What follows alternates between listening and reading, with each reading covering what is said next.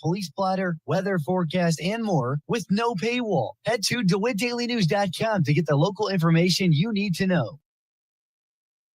Your friend in Central Illinois, WHOW.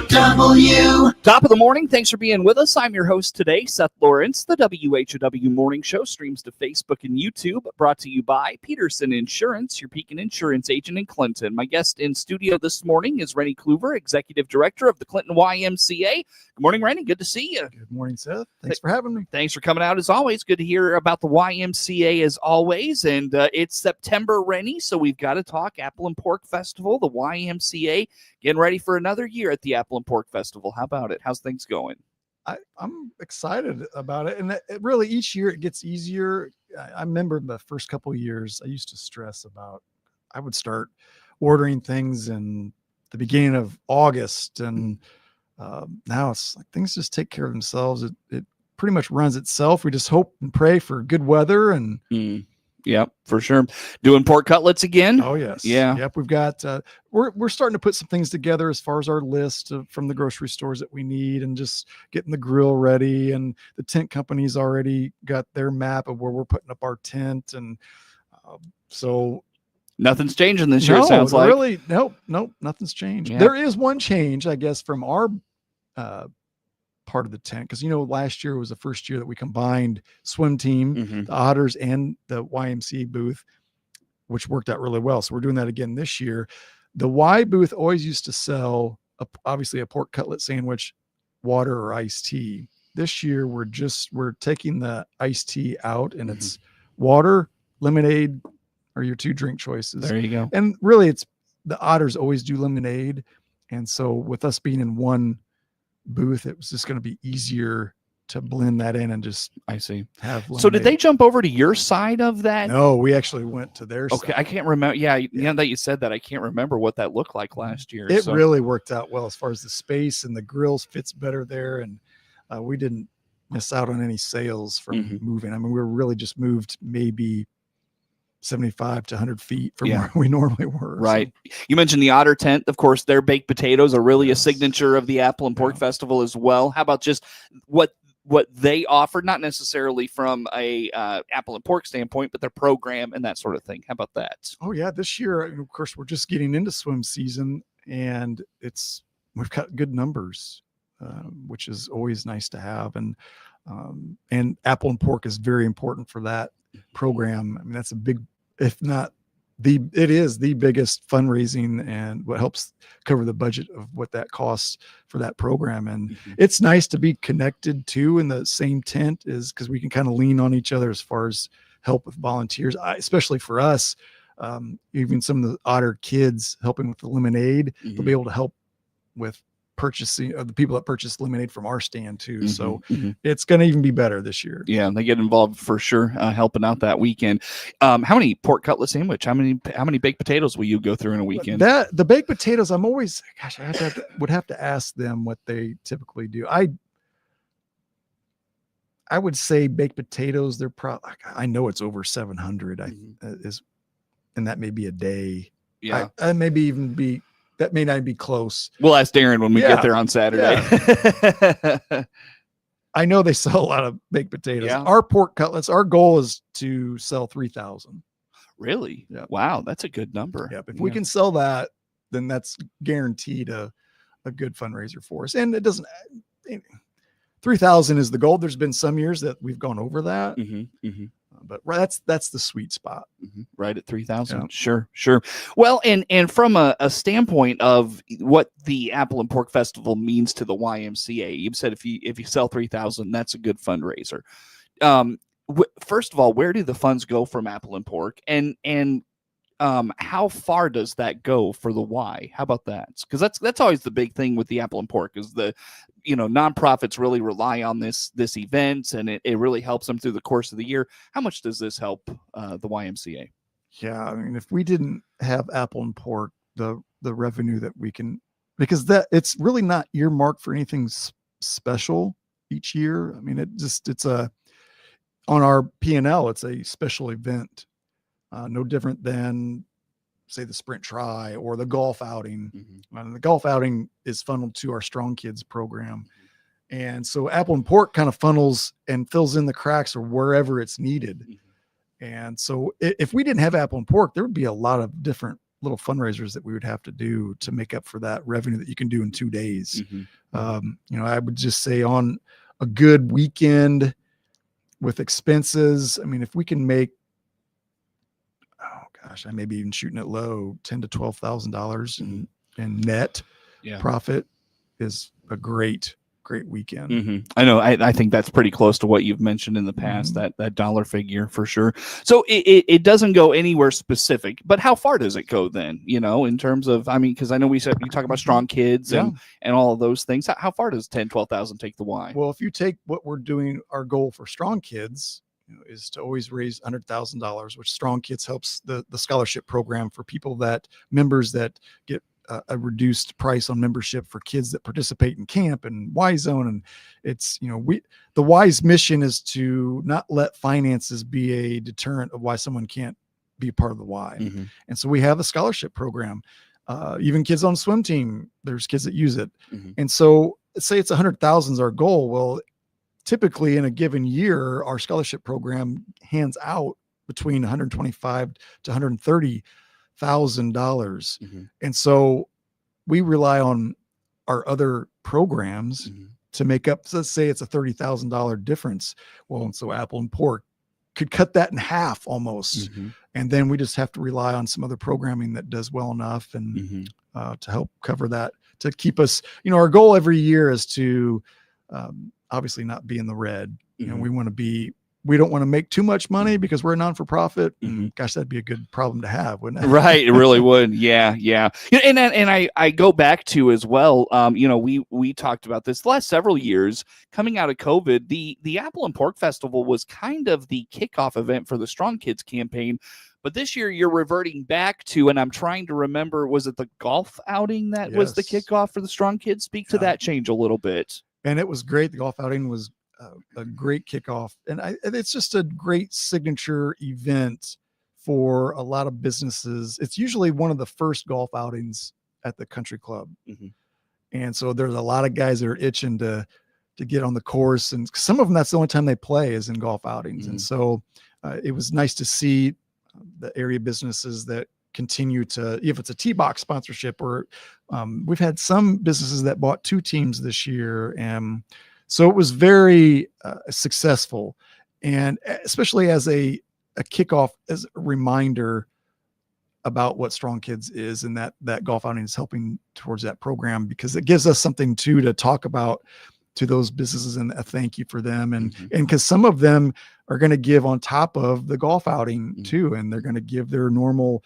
annual donation to the Strong Kids campaign. So it's definitely, I think it's marketing wise, it's a great tool to use the golf outing just to make people aware of what the Strong Kids is. And hard to get that many people in one place that are potential donors and contributors. So for sure. That makes a lot of sense. Rennie Cluver is the executive director of the Clinton YMCA, our guest in studio for this morning. And, the YMCA is at the end of the day a nonprofit, right? So how much fundraising do you have to do? Do you get state tax, local tax dollars, anything like that? How much do you rely on fundraising, membership dues? Break down where you rely on things at there. Seth, I'm glad you bring that up, because I am always, I don't know, I guess I'm not shocked anymore, but it's probably at least once a week, if not 3 or 4 times a month on average, that I will get a phone call from, and it's not necessarily someone from in town, but asking for donations from the Y. And I'm like, gosh, we are a non-for-profit. Then it's hard to take donations from community members and then donate them to another program. And so it's always interesting that we have to let people know that. It's like, gosh, you got to know that the Y but a lot of people don't know that the Y is a non-for-profit, and we don't get state aid. The only state help that we get is actually through our CCRN program, which is what parents qualify for in childcare help. And so let's say a parent qualifies for it. a parent has to pay X amount of their child care, and then the state helps reimburse some of that. Sure. That's we don't get tax dollars, federal, state, local. And so we rely heavily on strong kids and just being able to put a good product out there that we've been fortunate the last couple of years to have the best membership retention that we've ever had. Yeah. Nice. And it just keeps growing. I mean, we're over 2,000 members. Wow. No kidding. In a community of 7,000 people. That penetration rate you almost can't do any better, but we continue to. Yeah. And what I like to see is you're going to have membership goes up and down. And just this year in particular, we didn't see such a drop. And this is usually the time that we start seeing an increase. It gets in fall weather. It's getting darker at night and people are going to come back and use the Y. The summer, they're busy, vacation outside, active outside. They don't need it as much. So they drop their membership, but I didn't see as big of a drop. So I think we're in a great, I don't know if it's just society is seeing the need for health and wellness and the benefits of it. And people are seeing that. And so they're just becoming more aware of it. Feels like the wellness center is just there's always someone in there when I'm in there. I rarely anymore am I the only person, and I try to find those little pockets of the day where there's not a lot of people in there, but they're harder to come by. It is. And it's 24/7. Yeah. I teach grit on Mondays so I get up at 4:30 in the morning on Mondays to get ready to teach grit. And because I'm getting older, I just have to stretch more. So I get up early and I'm going through the routine in my mind. And, I'm amazed when I pull up to the Y that there's guys that are leaving the Y that have been there since 4:30 in the morning using the 24/7 access. And it's great that they're probably doing their workout before they head into work and so it's that, it's just, I really enjoy seeing that because it allows people, we try to be, to give you something that everyone can use. And that 24/7 was a great addition. Sure. Well, let's wrap it up, Rennie. Back to Apple and Pork. Just remind us where you're at the homestead grounds and all those things. Yes, we are really close to the mansion. If you were to, where our old spot was, if you followed the sidewalk from the front door of the mansion straight down, you would walk right past us. Now we're just to the left or to the west. You can't miss us because that grill and that smell of those pork cutlets on that, that's really that is the eye catcher that we have. And so, not too far from the mansion. If you come by anywhere close to the mansion, you'll see us. And you cannot walk anywhere on the grounds on Saturday or Sunday and not hear someone say, "Hey, where'd you get that baked potato?" And you're right there too. Yeah. So very good. Rennie Cluver, Executive Director of the Clinton YMCA, our guest in studio this morning. More to come with Rennie on the morning show. WHOW.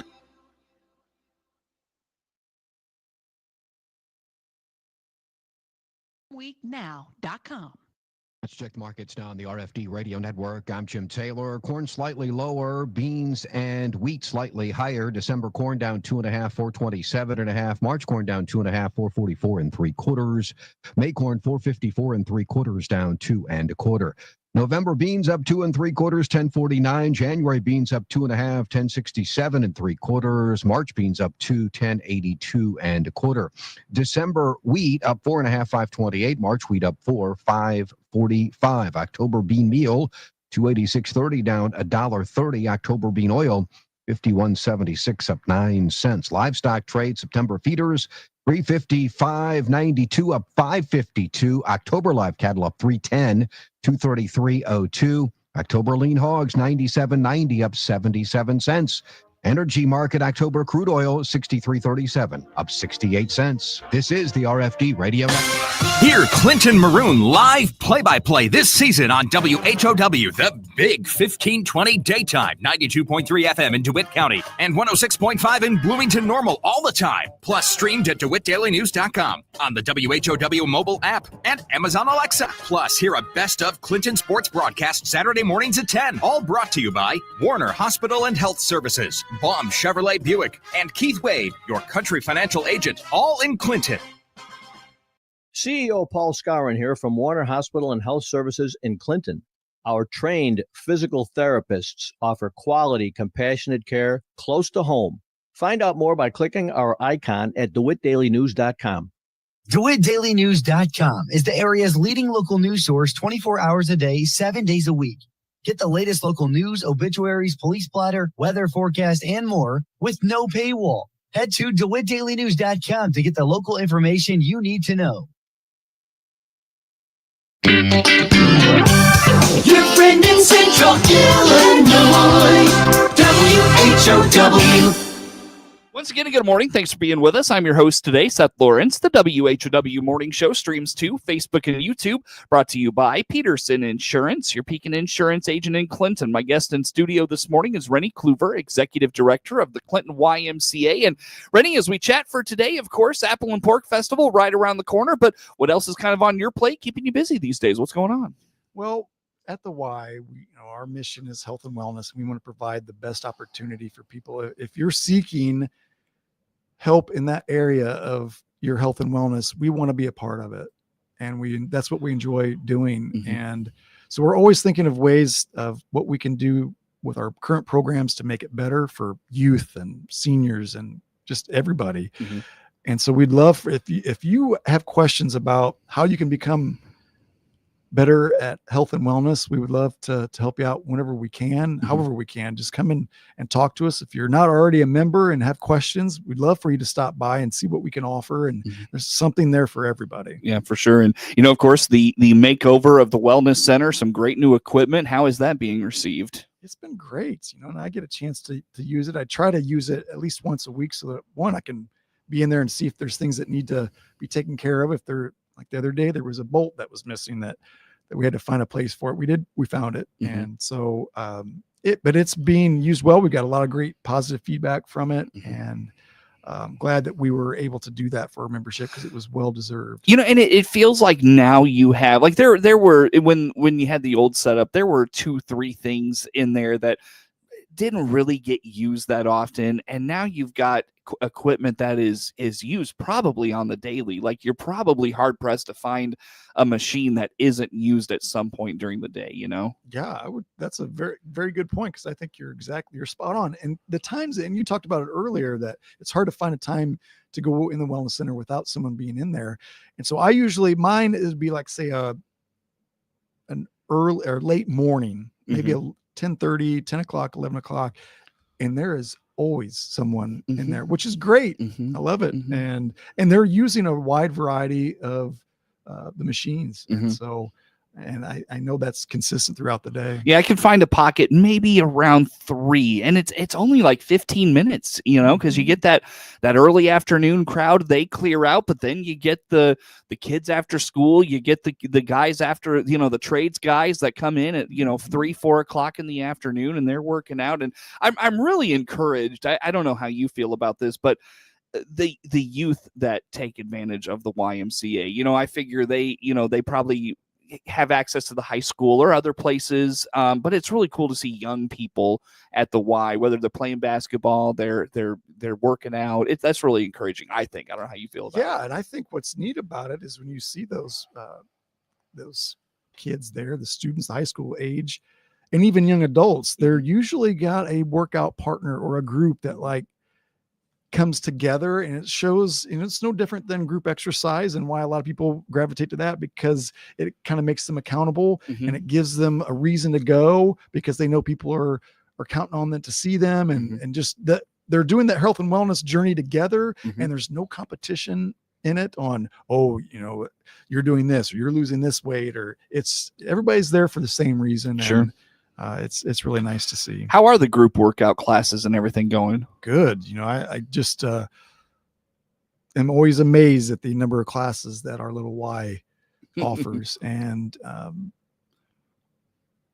I don't see that changing. I always ask, I need to do a better job of recruiting and marketing some, at least my class that I teach, Grit, because I think there's some people that would take it, that would probably be like, wow, this is exactly what I need. I think the deterrent right now is it's a 5:30 class, but yeah, I'm getting close to making it on the schedule that 11:30 on Fridays. in the late morning, Mhm. because I've been more consistent in being able to do that. Yeah. I just never put it officially on the schedule. Well, yeah, you're the one that leads it, so it really is dependent on your schedule, are you? So I have a question with those classes. I was in what was kind of the, I don't even remember what it was called, that Thomas Wargle taught, Katie Court's. I can't remember what that was called. Anyways, body attack. Yeah. When and life circumstances happen, right? And so they had to drop off from teaching. Are you recruiting people, on the regular to lead those classes? Are you thinking of people to lead those classes? How does that work in your mind? Yeah, we've been really fortunate. Of course, Gretchen, who runs our group fitness and the class schedule and takes care of all that, though it's always seems like someone steps in on, if it's a current member that's taking those classes that is interested in becoming an instructor. Mhm. We have myself and Melinda and Gretchen. Mhm. We got Steve and Bonnie Coors, Yeah. who are just great that we have them available as instructors. And then Sarah Penny. And if there's a void, it seems like someone steps in. Right. And so it's, I don't know when the last time that we've had to advertise for a group instructor. Oh yeah. Yeah. Nice. That's what you like to hear. Yeah. And I know you recently expanded, adding RPM back to the rotation. So yeah, very good. Very good. And it helps that your staff is, some of your staff leads those classes too, because it shows that they're committed to that health and wellness and those sorts of things. Yeah. So it's always good to see the staff using the facility. Mhm. I mean, if just as being a member, you'd want to see others there. I'm like, gosh, yeah, why wouldn't you? I know there's a lot of people that like, well, of course it's easy for you to health and wellness because you work there. It is. I wish that was the case, because there's times that I have to I got to get up off my desk and just schedule the time to go, because it, just like everybody else, even though I'm there, that's why I actually teach grit still, is because it holds me accountable and keeps me in that routine. Very good, Rennie. Well, I'll tell you what, I got a minute left with you this morning. Anything coming up, calendar, activities you want to put out there? What's going on at the Y these days? I will say this: if you got a chance and you're not part of it, which a large group of our community is a part of it, we started youth soccer, and we're out at Prairie Passage again this year, that green space there across from the library. I was there Saturday to watch the programs, and it is such a great sight to see all the parents and the kids that are participating in that if you've got nothing going on a Saturday, I think it starts at 8:00 in the morning. I was there at 9. It was just a great group of kids. I think kindergarten and first and second grade were playing. If you get a chance to swing by, and I encourage you to do that, just to see the community. And actually this whole Saturday, it was crazy around town of what was going on. There was stuff, farmers market uptown. And then we had youth soccer. The high school had volleyball tournament. It was just a great, busy day in Clinton. Yep. Very good. On that note, Rennie, how do folks learn about all things Clinton YMCA? Facebook, website. I encourage you to come to the Y and come and talk to us. Very good. Rennie, always good to see you, my friend. Thanks for making time for us. Rennie Cluver, Executive Director of the Clinton YMCA, in studio with us. The morning show streams to Facebook and YouTube, brought to you by Peterson Insurance, your Pekin Insurance agent in Clinton. Network news on the way. WHOW.